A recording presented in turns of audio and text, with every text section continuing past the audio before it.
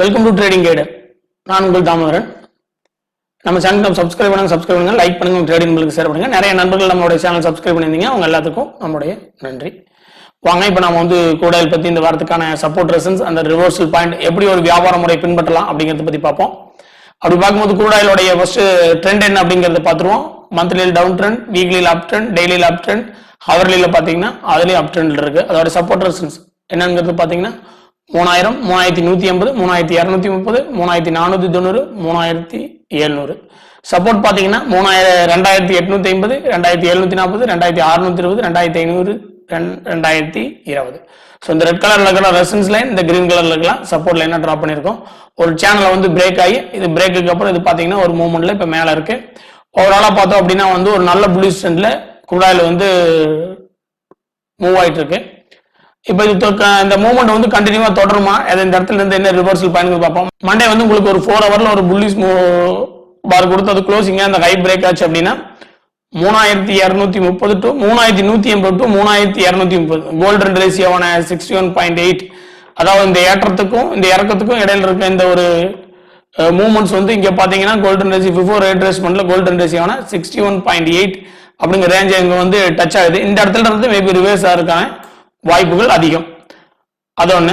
ரெண்டாவது பாத்தீங்க அப்படின்னா அதுக்கான நியூஸா பார்க்கும்போது அதுல ஒபேக் மீட்டிங் பாத்தீங்க அப்படின்னா வந்து சாட்டர்டே வந்து ஒபேக் மீட்டிங் நடந்திருந்தது. அதுல ஒபேக் மீட்டிங்ல பாத்தீங்கன்னா OPEC and Russia agree to extension oil production cuts, அதுக்கு வந்து அக்ரி கொடுத்துருந்தாங்க. அதாவது ஜூன் 8 வரைக்கும் வந்து ரஷ்யா வந்து தன்னோட ப்ரொடக்ஷன் வந்து கட் பண்றதா அது வரைக்கும் தான் ஏப்ரல்லே ஒரு அக்ரிமெண்ட் வந்து இது பண்ணியிருந்தாங்க. ஏப்ரல் இருந்து ஒபேக் நாடுகளாகட்டும் ரஷ்யாவாகட்டும் அதோடைய க்ரூட் ஆயில் உற்பத்தியில வந்து குறைச்சிக்கலாம் அப்படின்னு சொல்லியிருந்தாங்க. அது ஜூன் 8 வரைக்கும் தான் அதுக்கான டைம் இருந்தது. அதுக்காக தான் க்ரூட் ஆயில் பாத்தீங்க அதுக்கப்புறம் ஒரு நல்ல rally கொடுத்திருந்தது.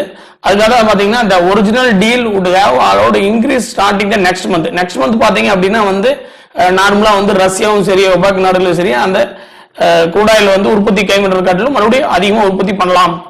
The new pact reflect producer concern that the oil market could fall apart again.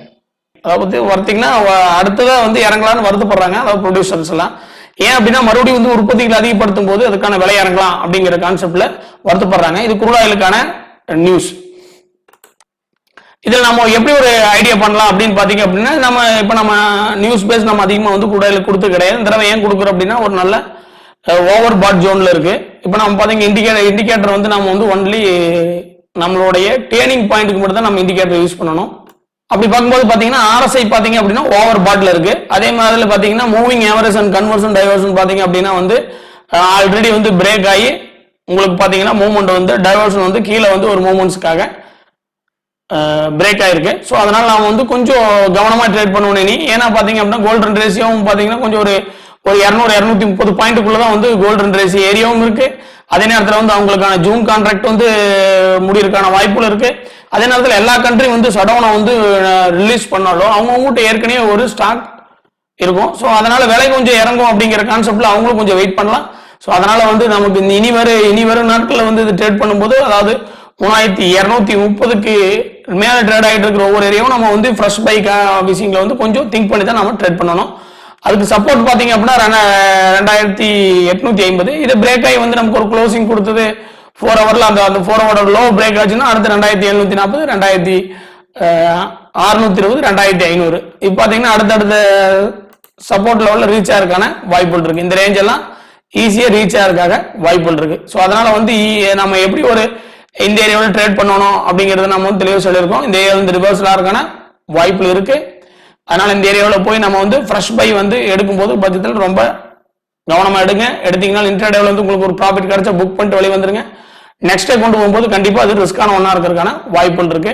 அதுக்கப்புறம் பாத்தீங்க அப்படின்னா நம்ம செல்லிங் சொல்லியிருக்கோம் 2850 கீழே வந்து ஒரு 4 ஹவர்ல க்ளோஸ் ஆகி அந்த லோ பிரேக் ஆச்சு அப்படின்னா நம்ம 2740, 2600, 2500.